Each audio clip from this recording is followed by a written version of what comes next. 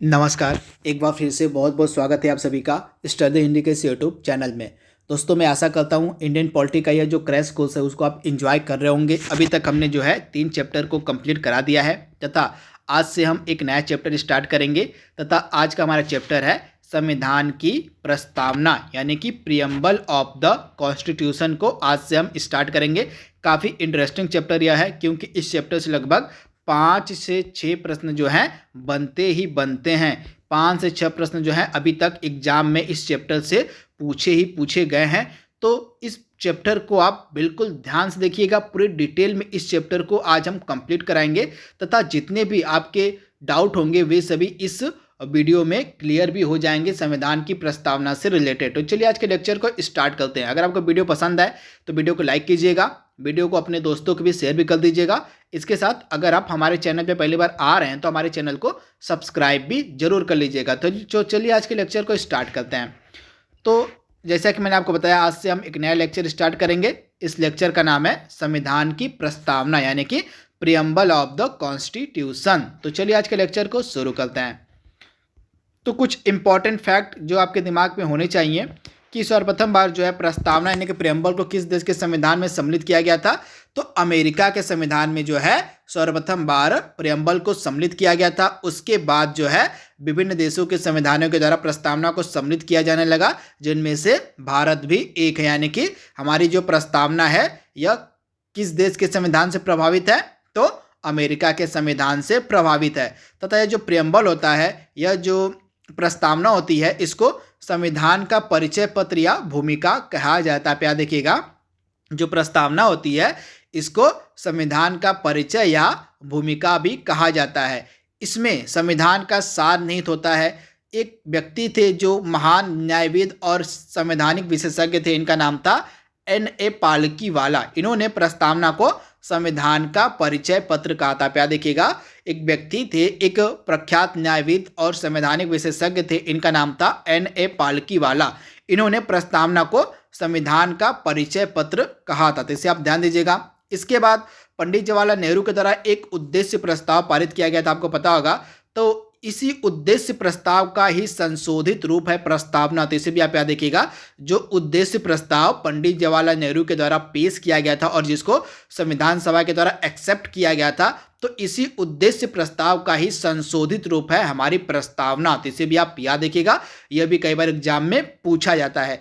इसके बाद अभी तक एक अमेंडमेंट किया गया हमारी प्रस्तावना में, सिर्फ एक ही अमेंडमेंट किया गया, उसको हम कहते हैं 42nd अमेंडमेंट। आप याद देखिएगा, अभी तक हमारी प्रस्तावना में सिर्फ एक ही बार अमेंडमेंट किया गया है, वो भी अमेंडमेंट किया गया था 1976 में, जिसको हम कहते हैं 42वां संविधान संशोधन। तथा इस अमेंडमेंट के द्वारा, इस संशोधन के द्वारा हमारी प्रस्तावना में 3 नए शब्द जोड़े गए थे। कौन कौन से? समाजवादी, धर्मनिरपेक्ष और अखंडता। तो इनके बारे में भी आपको याद रखना है।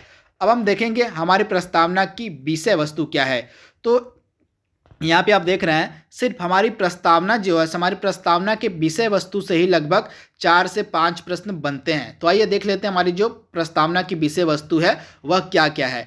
हम भारत के लोग भारत को एक संपूर्ण प्रभुत्व संपन्न समाजवादी धर्मनिरपेक्ष लोकतांत्रिक गणराज्य बनाने के लिए और इसके समस्त नागरिकों को सामाजिक, आर्थिक और राजनीतिक न्याय, विचार, अभिव्यक्ति, धर्म, विश्वास व उपासना की स्वतंत्रता, प्रतिष्ठा और अवसर की समता प्राप्त कराने के लिए तथा व्यक्ति की गरिमा और राष्ट्र की एकता तथा अखंडता सुनिश्चित करने वाला बंधुत्व बढ़ाने के लिए दृढ़ संकल्पित होकर अपने इस संविधान सभा में आज 26 नवंबर 1949 को एतद द्वारा संविधान को अंगीकृत करते हैं, अधिनियमित करते हैं और आत्मार्पित करते हैं। तो ये हमारी प्रस्तावना है। इसको आप बार बार पढ़िएगा, बार बार रिपीट करिएगा, इसको अपने दिमाग में आपको बैठा लेना है, क्योंकि इस प्रस्तावना से लगभग 4 से 5 प्रश्न बनते हैं। कौन कौन से प्रश्न बनते हैं मैं आपको बता दे रहा हूँ। पहला तो प्रश्न बनता है, ये जो 3 शब्द नए जोड़े गए, समाजवादी, धर्मनिरपेक्ष और अखंडता, तो ये सबसे पहला प्रश्न बनेगा। तो ये जो 3 शब्द हैं कौन से संविधान संशोधन के द्वारा जोड़े गए थे, तो 42वां जो संविधान संशोधन किया गया था 1976 में, इसके तहत जो है हमारे संविधान में ये 3 शब्द जोड़े गए थे, समाजवादी, धर्मनिरपेक्ष और अखंडता। तो इन्हीं को तोड़ मरोड़ के एग्जाम में प्रश्न पूछा जा सकता है, तो इनके बारे में आपको याद रखना है। तथा अभी तक केवल सिर्फ एक ही बार हमारी प्रस्तावना में संशोधन किया गया है। इसके बाद दूसरा प्रश्न क्या बनता है कि हमारी जो प्रस्तावना है, हमारी प्रस्तावना में कितने प्रकार के न्याय का जिक्र है, यानी कि कितने प्रकार के जस्टिस का जिक्र है हमारी प्रस्तावना में। तो टोटल 3 प्रकार के न्याय का जिक्र है हमारी प्रस्तावना में। ये 3 प्रकार के न्याय कौन कौन से हैं? सामाजिक, आर्थिक और राजनीतिक। उसके बाद अगला प्रश्न बनता है कि हमारी जो प्रस्तावना है इसमें कितने प्रकार की लिबर्टी यानी कि स्वतंत्रता का जिक्र है। तो 5 प्रकार की लिबर्टी यानी कि स्वतंत्रता का जिक्र है। ये 5 प्रकार की लिबर्टी कौन कौन सी है? विचार की स्वतंत्रता, अभिव्यक्ति की स्वतंत्रता, धर्म की, विश्वास की और उपासना की स्वतंत्रता, यानी कि 5 प्रकार की लिबर्टी का जिक्र है हमारी प्रस्तावना में। तो ये सभी प्रश्न प्रस्तावना से पूछे जाते हैं। तो इसलिए जो है अगर आपको इन प्रश्नों को सॉल्व करना है, हल करना है, तो पूरी प्रस्तावना आपके दिमाग में होनी चाहिए। इसको बार बार आप रिपीट करते रहिएगा, बार बार पढ़ते रहिएगा, ये आपके दिमाग में छप जाएगी। अब हम देखेंगे प्रस्तावना के मूल तत्व कौन कौन से हैं। प्रस्तावना के तत्व कौन कौन से हैं?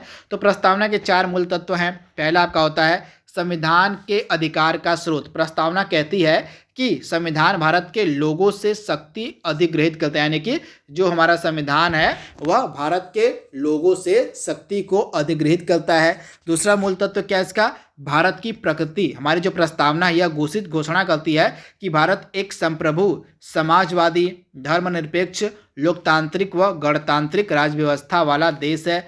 इसके बाद हमारा संविधान का उद्देश्य क्या है, यह भी प्रस्तावना बताती है। तो प्रस्तावना बताती है हमारे संविधान का उद्देश्य क्या है।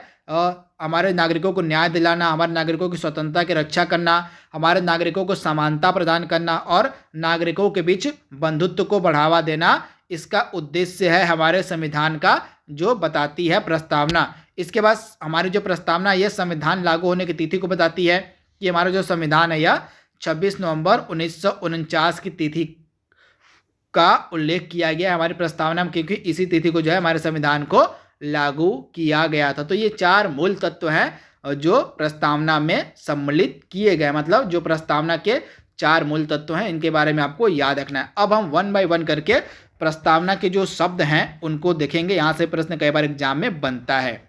तो पहला जो इंपॉर्टेंट शब्द है प्रस्तावना का हमारे वह है सॉवरेनिटी, यानी कि संप्रभुता। इसका मतलब क्या होता है संप्रभुता का? इसका मतलब होता है, संप्रभु का मतलब होता है भारत न तो किसी अन्य देश पर निर्भर है और न ही किसी अन्य देश का डोमिनियन, यानी कि भारत के ऊपर कोई और शक्ति नहीं है। भारत जो है अन्य देश पर निर्भर नहीं, यानी कि भारत जो है एक संप्रभु राज्य है। भारत के द्वारा जो है उन सभी कानूनों को, उन सभी प्रावधानों को लागू किया जा सकता है जो उसके नागरिकों के लिए उचित होंगे, तथा उनके ऊपर जो है कोई अन्य शासन नहीं कर सकता, यानी कि जो भारत है उसके ऊपर कोई और शक्ति नहीं है। और हमारे मामले में जो है हमारे जो आंतरिक मामला या हमारा जो बाहरी मामला है उसका नितारण करने के लिए जो है हम स्वतंत्र, यानी कि हम स्वतंत्र अपने आंतरिक मामले को हल करने के लिए और अपने बाहरी मामले को हल करने के लिए हम स्वतंत्र हैं, हमारे ऊपर कोई शक्ति नहीं है। इसका संप्रभु का यही मतलब होता है, तो इसे आप ध्यान दीजिएगा।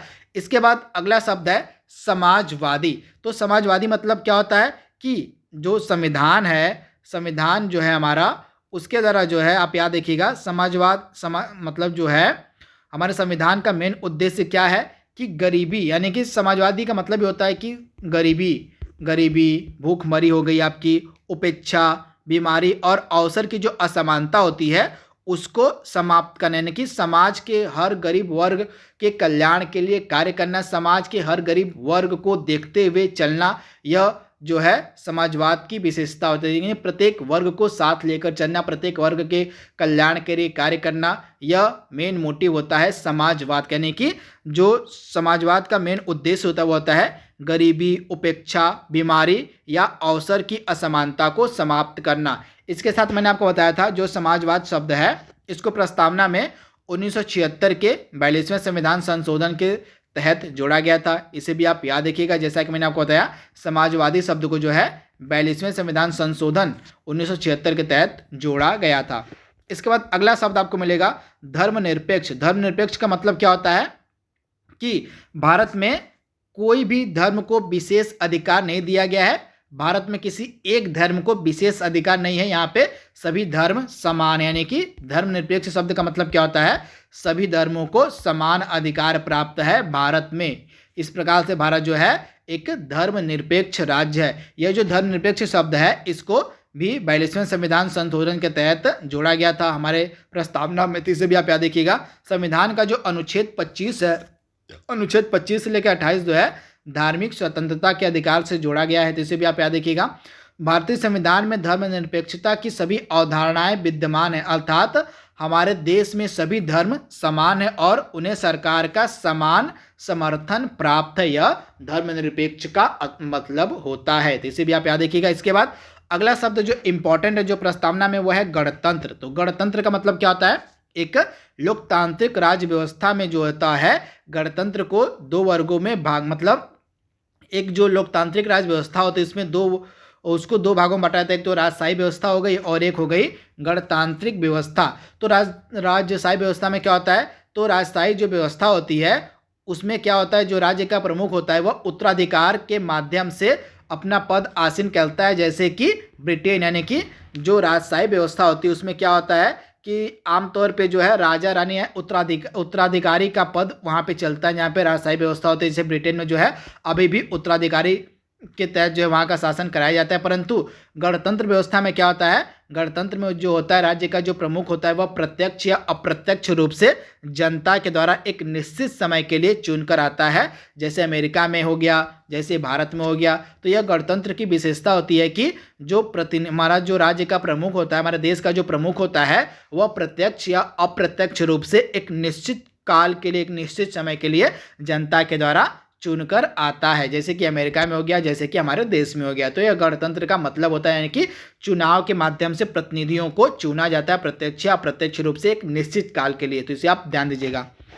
इसके बाद यहाँ पे मैंने आपको बताया था भारतीय संविधान की प्रस्तावना में जो गणतंत्र शब्द है उसका अर्थ क्या है, भारत का जो प्रमुख है अर्थात राष्ट्रपति जो होता है वह चुनाव के जरिए सत्ता में आता है। उसका चुनाव 5 वर्ष के लिए अप्रत्यक्ष रूप से किया जाता है। गणतंत्र में 2 और बातें शामिल हैं। पहली यह कि राजनीतिक संप्रभुता किसी एक व्यक्ति जैसे राजा के हाथ में न होने की बजाय लोगों के हाथ में होती है, यानी कि लोगों के द्वारा जो है प्रतिनिधियों को चुना जाता है। और दूसरी बात क्या होती है, किसी भी विशेषाधिकार प्राप्त वर्ग की अनुपस्थिति। इसलिए हर सार्वजनिक कार्यालय बगैर किसी भेदभाव के प्रत्येक नागरिक के लिए खुला होगा। ये 2 बातें सम्मिलित होती हैं गणतंत्र में, तो इसे आप ध्यान दीजिएगा। इसके बाद अगला शब्द क्या है, लोकतांत्रिक, यानी कि भारत जनता का, जनता के लिए, जनता द्वारा शासन। यानी कि मान लीजिए कोई अगर डेमोक्रेटिक देश है, डेमोक्रेटिक जो कंट्री होता है उसमें जो है जनता के लिए, जनता द्वारा, जनता का, जनता के लिए, जनता द्वारा शासन। यानी कि डेमोक्रेटिक का मतलब क्या होता है, डेमोक्रेसी का मतलब क्या होता है, जनता का, जनता के लिए और जनता द्वारा शासन। यानी कि जो कंट्री में, जिस कंट्री में डेमोक्रेसी होती है वहाँ पे जो शासन होता है वह जनता के द्वारा ही चलाया जाता है, जनता के द्वारा ही वहाँ के प्रतिनिधि चुने जाते हैं और उनका जो शासन है वह उन्हीं के द्वारा किया जाता है। तो जो लोकतंत्र होता है, जो डेमोक्रेसी होती है, यह 2 प्रकार की होती है। एक तो प्रत्यक्ष लोकतंत्र होता है और एक अप्रत्यक्ष लोकतंत्र होता है। तो प्रत्यक्ष लोकतंत्र में क्या होता है, तो जो प्रत्यक्ष लोकतंत्र होता है इसमें जो लोग होते हैं अपनी शक्ति का जो इस्तेमाल है वह प्रत्यक्ष रूप से करते हैं। जैसे स्विट्जरलैंड हो गया, यहाँ पे जो लोग होते हैं वे अपनी शक्ति का जो इस्तेमाल है वह प्रत्यक्ष रूप से करते हैं। प्रत्यक्ष लोकतंत्र जो होता है इसमें 4 मुख्य घटक होते हैं, जैसे परिप्रेक्ष्य यानी कि रेफरेंडम हो गया, इनिशिएटिव हो गया, प्रत्यावर्तन या प्रत्याशी को वापस बुलाना हो गया, तथा जनमत संग्रह। ये जो है प्रत्यक्ष लोकतंत्र के लक्षण होते हैं। अगर हम अप्रत्यक्ष लोकतंत्र की बात करें तो जो अप्रत्यक्ष लोकतंत्र होता है उसमें लोगों द्वारा चुने गए प्रतिनिधि सर्वोच्च शक्ति का इस्तेमाल करते हैं और सरकार चलाते हुए कानून का निर्माण करते हैं। जैसे कि भारत में, यानी कि भारत में जो है यह एक मतलब भारत में जो है अप्रत्यक्ष लोकतंत्र, यानी कि यहाँ जो है प्रतिनिधि जो होते हैं वे जनता के द्वारा चुने जाते हैं तथा ये सर्वोच्च शक्ति का इस्तेमाल करते हैं और सरकार चलाते हुए कानून का इस्तेमाल करते हैं। जिससे आप याद रखिएगा, इस प्रकार लोकतंत्र को प्रतिनिधि लोकतंत्र भी कहा जाता है। यह 2 प्रकार का होता है, संसदीय और राष्ट्रपति के अधीन। इसे आप ध्यान दीजिएगा। इसके बाद अगला शब्द जो हमारे प्रस्तावना में है वो है न्याय, यानी कि जस्टिस। तो हमारे संविधान में तीन प्रकार के न्याय का जिक्र है। एक तो सामाजिक न्याय हो गया, एक हो गया आर्थिक न्याय और एक हो गया राजनीतिक न्याय। तो इसे भी आप याद रखिएगा। तथा सामाजिक न्याय का मतलब क्या होता है? तो सामाजिक न्याय का मतलब होता है हर व्यक्ति के साथ जाति, रंग, धर्म, लिंग के आधार पर बिना भेदभाव के समान व्यवहार किया जाएगा। यह सामाजिक न्याय का मतलब होता है। इसका मतलब क्या हो गया? समाज में किसी वर्ग विशेष के लिए विशेषाधिकार की अनुपस्थिति होगी तथा अनुसूचित जाति, जनजाति, अन्य पिछड़े वर्ग तथा महिलाओं की स्थिति में सुधार किया जाएगा। यह मेन कार्य होता है सामाजिक न्याय का। तो इसे आप ध्यान दीजिएगा। वहीं अगर हम आर्थिक न्याय की बात करें तो आर्थिक न्याय का क्या मतलब होता है? आर्थिक न्याय का मतलब होता है आर्थिक कारणों के आधार पर किसी भी व्यक्ति के साथ कोई भी भेदभाव नहीं किया जाएगा। इसमें संपदा, मतलब आप याद देखिएगा, जो आर्थिक न्याय होता है इसमें क्या मूलतः कहा गया है कि आर्थिक आधार पर जो है किसी भी व्यक्ति के साथ कोई भी भेदभाव नहीं किया जाएगा। जैसे आप याद देखिएगा। उसके बाद जो तीसरा न्याय है राजनीतिक न्याय, इसका मतलब क्या होता है? हर व्यक्ति को समान राजनीतिक अधिकार प्राप्त होंगे, चाहे वह राजनीतिक दफ्तरों में प्रवेश की बात हो अथवा अपनी बात सरकार तक पहुंचाने का अधिकार। ये राजनीतिक न्याय के अंतर्गत आता है। तो तीन प्रकार के न्याय को रखा गया है हमारी प्रस्तावना में। समाज क्या हो गया? सामाजिक, आर्थिक और राजनीतिक। तो इन्हें आपको याद रखना है। तथा ये जो सामाजिक, आर्थिक और राजनीतिक न्याय है, इन तत्वों को जो है 1917 की रूसी क्रांति से लिया गया। ये फैक्ट आप याद रखिएगा। जो सामाजिक, आर्थिक और राजनीतिक न्याय है इनको 1917 की रूसी क्रांति से लिया गया। तो ये फैक्ट मोस्ट इंपॉर्टेंट है, इसे अपने दिमाग में रखिएगा। इसके बाद अगला शब्द आपको मिलेगा स्वतंत्रता। तो मैंने आपको बताया था हमारी जो प्रस्तावना है इसमें जो है कितने प्रकार की स्वतंत्रता का जिक्र है? तो टोटल 5 प्रकार की स्वतंत्रता का जिक्र है। कौन कौन सी? अभिव्यक्ति की स्वतंत्रता, विश्वास की स्वतंत्रता, धर्म की और उपासना की। तो ये टोटल कितने प्रकार की स्वतंत्रता हो गई? तो टोटल 5 प्रकार की जो है लिबर्टी का जिक्र है हमारे संविधान में। अभिव्यक्ति, विश्वास, धर्म, उपासना। तो इसको आपको याद रखना है। यहाँ से प्रश्न कई बार एग्जाम में पूछा गया है कि कितने प्रकार की जो स्वतंत्रता है उसका जिक्र हमारे उसमें किया गया है। तो कितने प्रकार की? तो 5 प्रकार की। विचार हो गया, अभिव्यक्ति हो गया, धर्म हो गया, विश्वास हो गया और उपासना हो गया। तो इसे आप याद रखिएगा। तथा अगर इन लिबर्टी का, इन स्वतंत्रता का अगर हनन होता है तो कानून के माध्यम से इसको लागू कराया जा सकता है। तो इसे भी आप याद रखिएगा। स्वतंत्रता का मतलब यह नहीं होता है कि हर व्यक्ति को कुछ भी करने का लाइसेंस मिल गया है। इसमें कुछ लिमिटेशंस भी होती हैं, कुछ एक्सेप्शन भी होते हैं, उनको भी आपको याद रखना है। स्वतंत्रता जो होती है, लिबर्टी का मतलब यह नहीं होता है कि आप कुछ भी कर सकते हैं। आपको एक हद में, एक दायरे में रहकर कार्य करना होता है।